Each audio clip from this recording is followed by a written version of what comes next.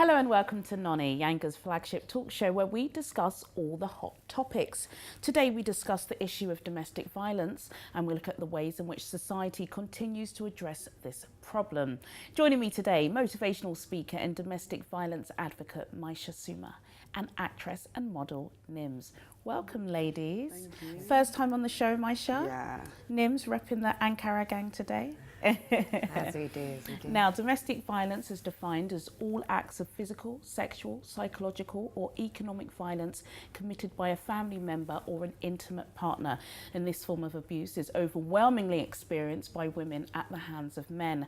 1 in 4 women will experience domestic violence in their lifetime, and an average of 2 women a week are killed by a partner or ex-partner in the UK.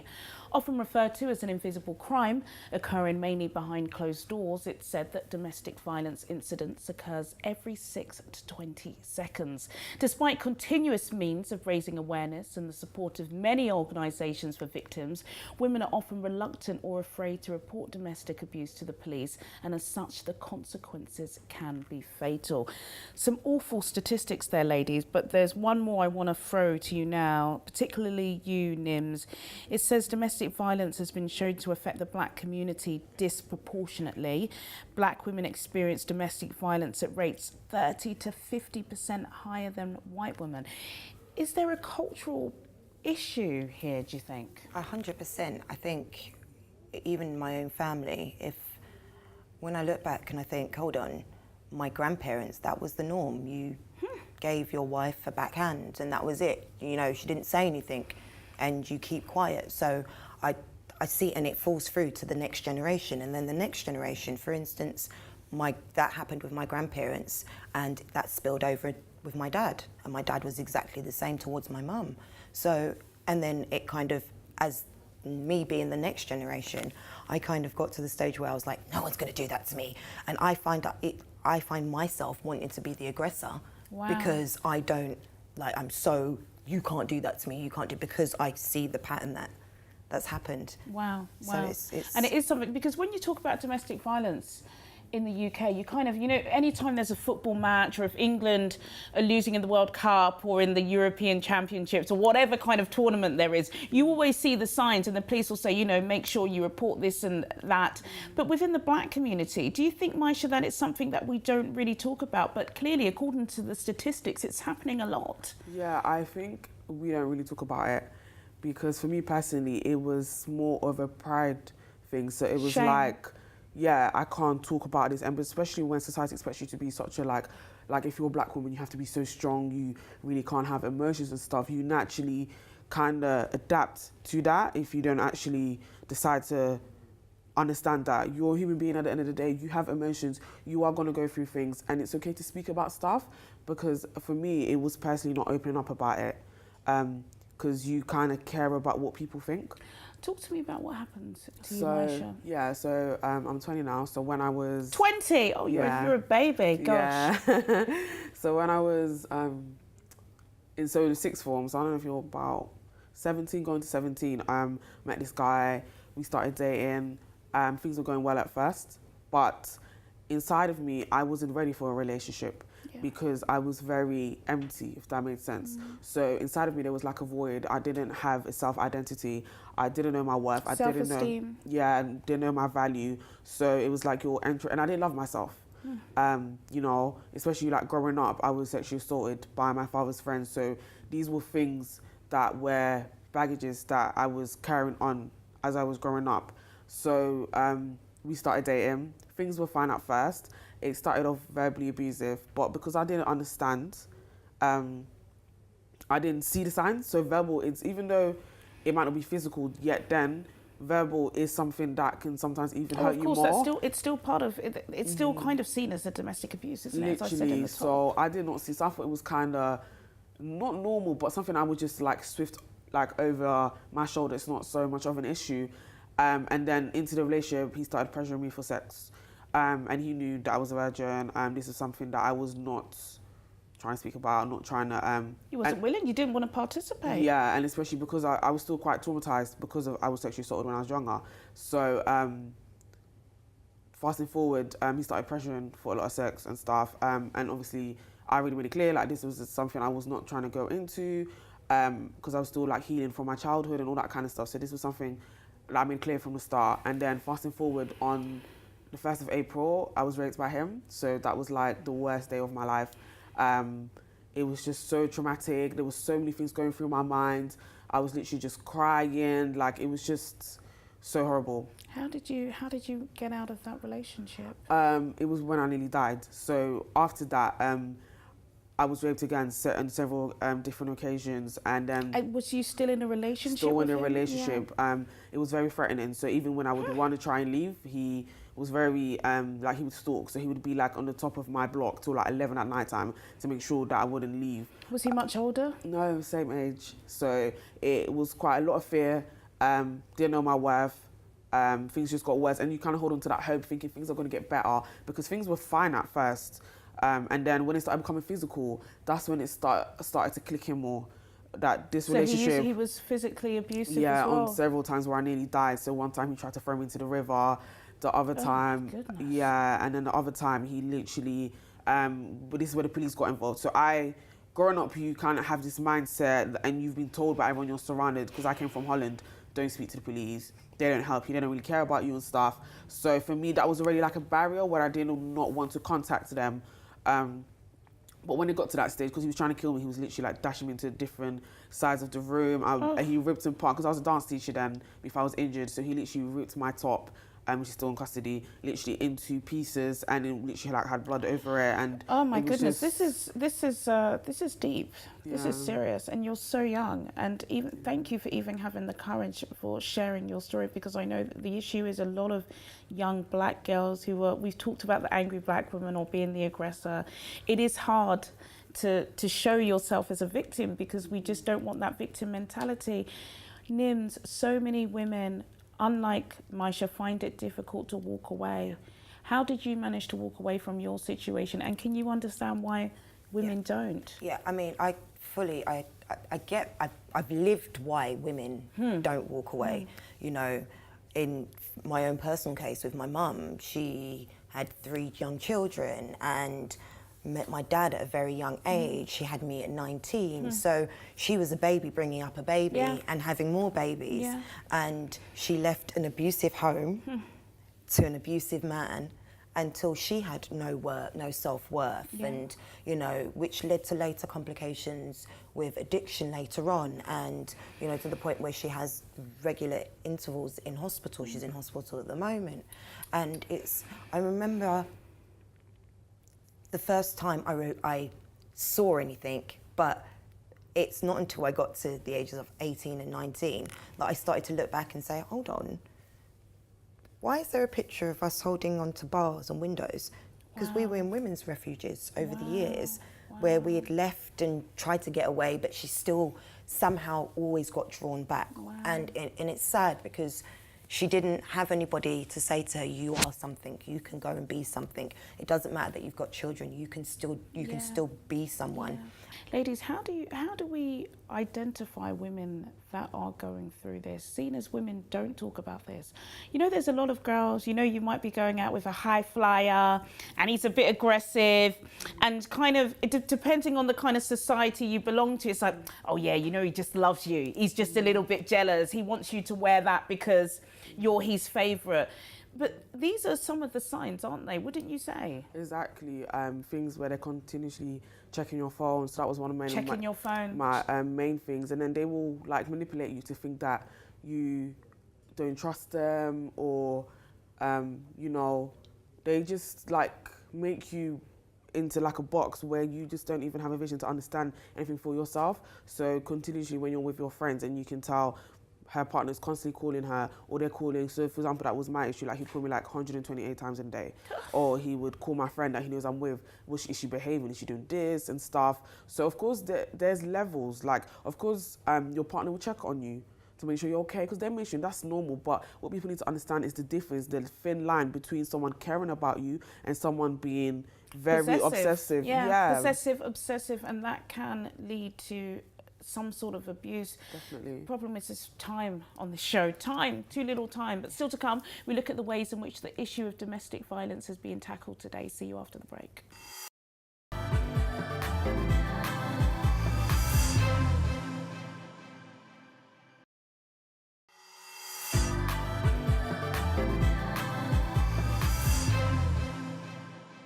Welcome back to the show. Now, tackling the issue of domestic abuse is a constant battle. Over the years, much has been introduced to help and support victims. The Domestic Violence Disclosure Scheme, often referred to as Clare's Law, gives any member of the public the right to ask the police if their partner may pose a risk to them. The law was put in place to protect individuals from domestic abuse by helping them make a more informed decision on whether to pursue or continue a relationship. There have also been calls for more preventative education so young children are able to recognise abusive and unhealthy relationships. Is enough being done to tackle this issue? Is enough being done, Nims, do you think? Not at all. I play a character on a web series that is going through this in the LGBT community. That's Growing Pains, right? Growing we had Pains. you guys on last season. And as you watch the series, you see things happening and getting more and more worse. And as I did some research for the character, I couldn't just go on my own experiences. I had to go and talk to other women and find focus groups. And nobody had heard of Clare's Law. Nobody had heard of it. But you have. I had heard of it, but nobody had heard of it. And it was upsetting because I find that, to be fair, your friends kind of know usually or suspect something, but it's that nobody talks about these things. And I think it's always when you're out of the relationship, isn't it? It's only it's always then when you're out of the hindsight. relationship. And I think I worked with Mind, and we did a project in schools where we literally spoke to young people, and consent, domestic abuse, domestic violence, all of these things came up in the conversation. So we did a project where we rolled out a drama piece that they could take into other schools on these subject matters with them acting in it. And I just think something like that nationally needs to be part of the curriculum. People need to understand what healthy relationships are. Yes, it's really important, isn't it? Just so our viewers, because some of you may not know that Clare's Law, there's a lady called Clare Wood. She was killed by her partner when she was 36. So because of what happened to her, if you suspect, or even if you don't suspect, you're able to go to the police, and it's called the Right to Know, where you can ask about your partner's history and if he's got any criminal background. But apparently less than 50% of the claims or the forms, the applications that are put through are even processed anyway. So even if you are trying to do the right thing or you suspect somebody could be abusive, the police are less likely to tell you. So it's kind of like, well, actually, there's a law put in place and you're not doing anything. What about young kids, Maisha? Because there is a statistic that say most of the domestic abuse that takes place within black women, with young black women, aged 16 to 19. Like, that's crazy. Yeah, so that's one thing that's your age. That's when you were that age, right? And like you were saying, I did not know anything about that law that was actually there, because I think they seem to really be like, it's when you get older, that's when you go through it. So let's not bother about the young generation, but they're really important because they're the people of tomorrow.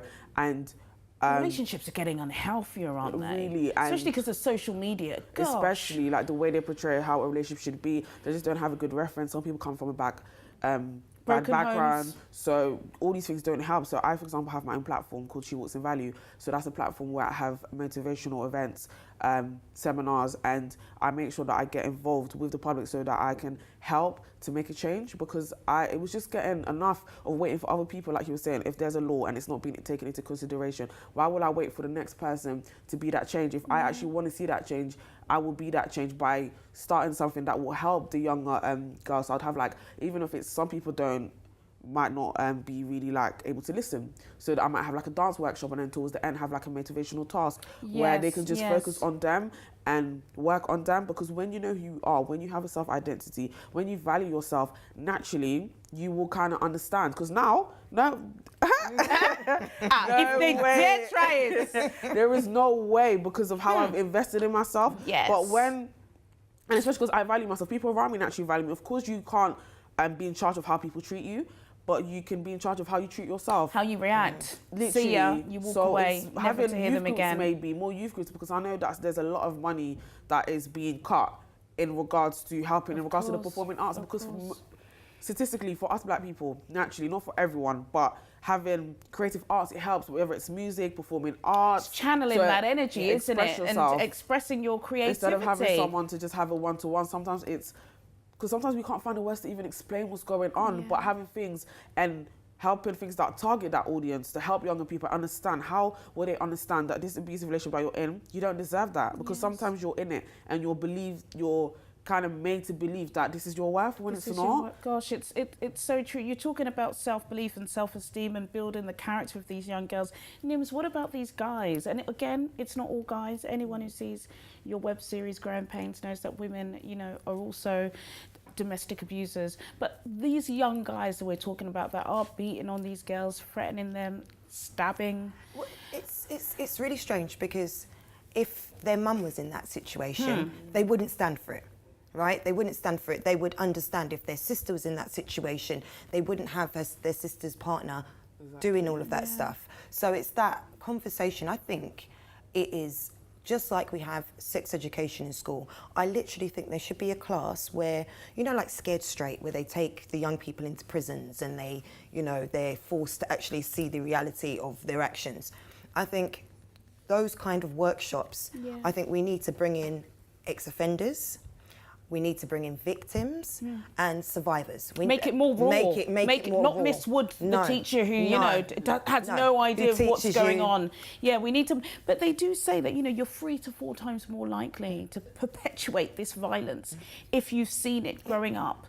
So do you think we need to talk to the parents as well?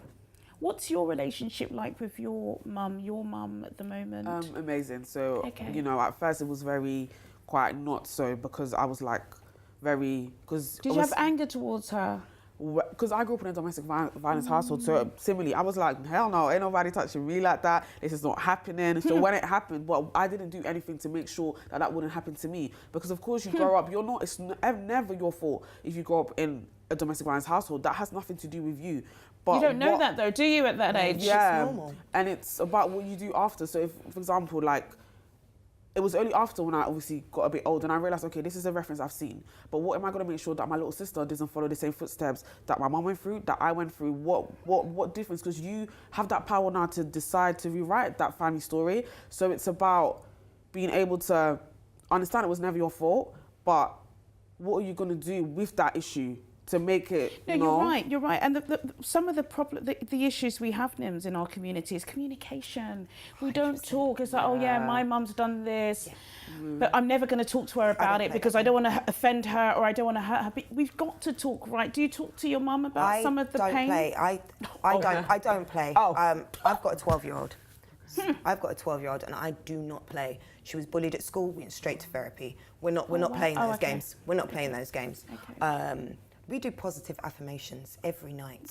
She looks in that mirror and she says, I am black, I am beautiful, I am strong, I am powerful. Amen. And we live this life, and that's what I have to drum into her head every single day, because society is going to make you feel like you're not a person, and you don't need anybody else coming in to do that to you, whether it's a man, whether it's a female, whoever. It's not happening. So communication is the key. That's incredibly powerful, and that's really important to do, especially when you're raising young girls and guys. But you know, that positive affirmation, what do we do, ladies?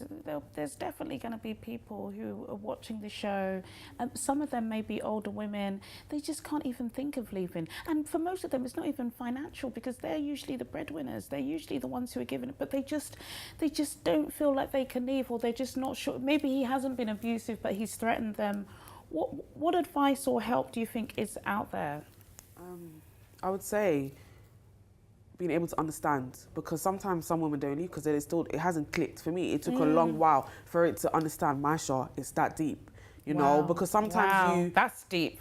You know, it took quite a while to understand, Maisha, the situation you're in, it's deep, and no one's going to get you out of this, because sometimes friends give up on you because it's frustrating for them, not because they don't care, but it becomes quite like you're just a victim. Yeah. You have to get yourself out of that and to accept, as in, not, for example, let's say for example you've gone through physical or sexual abuse. It's not accepting that you'll let the next person do it to you again, but accepting it to understand, you know what, I've gone through this, but I can make something out of myself. If you're still breathing, you have a purpose, and you can time's still ticking. Even today you can decide, but a decision isn't sitting there. Because when I decided to leave that relationship, I decided that doesn't involve emotion. It involves using your brain and thinking, because your emotions will try to, like, it will deceive Oh yeah, you they will. on a They whole will. nother level. They will. So it's understanding He's that I made need you a to get cup out. of tea and you still think it's okay. Nims, what advice would you give? Do you know what? I think we need to have more talks and discussions, more shows like this. I think radio show hosts, you guys have got a big part to play, because you have to think, where can we get at these women? Where can Yes. and men too. It happens to men too. We don't Yeah, talk about yeah, that, no, we but don't. it does happen to men. Yeah. But for me, the media, people that are in the public eye, you guys, we have a responsibility to talk about these things, because because I'm in this web series, or because I do different events on fashion, people might listen to me. I might reach one young girl. That's what I needed. So I think we need more discussions like that. Radio, TV. Yeah. We just need to keep on talking, because the more we talk, is the more the conversations. Yeah, out there.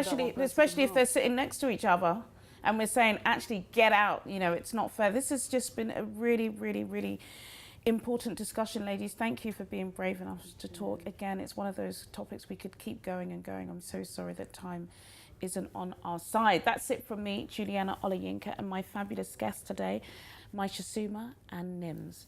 Don't forget, guys, Nonny is now online wherever you are in the world. Go to www.biancatv.com to check out every single episode. Join me next time for more Nonny Chat. Goodbye.